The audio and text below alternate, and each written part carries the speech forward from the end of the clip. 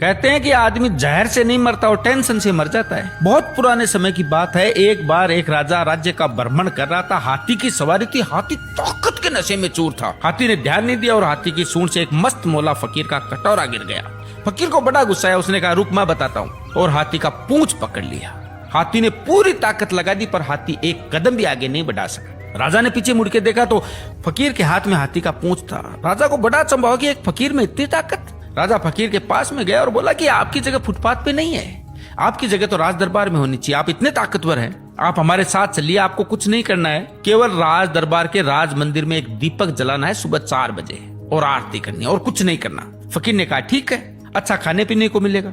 थोड़े दिन बीते कि एक दूसरे राज्य का राजा से मिलने आया। राजा ने रोब जमाने के लिए बोल दिया कि हमारे राज्य की सेना और प्रजा की तो बहुत दूर की बात है, हमारे राज्य के तो फकीर भी इतने ताकतवर हैं कि एक बार तो हाथी को पकड़ ले तो हाथी भी एक कदम नहीं बढ़ा सकता।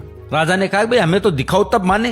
राजा ने कहा ठीक है। राजा ने फकीर को बुलाया और कहा बात का सवाल है, ध्यान रखना, आज अपनी ताकत दिखाओ। फकीर ने कहा ठीक है, हाथी को बुलाओ।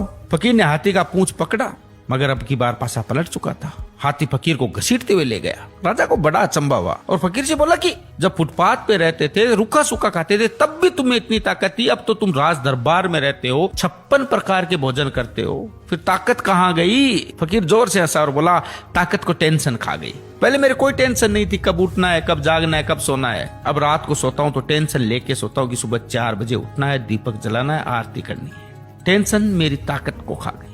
यही हालत आज के समय की है। हम सोते हैं तो हजारों टेंशन लेके सोते हैं जो हजारों बीमारियों को न्योता देती है, जबकि हमें पता है कि टेंशन करने से कुछ नहीं होगा, वही होगा जो भगवान को मंजूर होगा। फिर टेंशन करने का क्या फायदा? आनंद से जिए, मजे करें। जय सिया राम।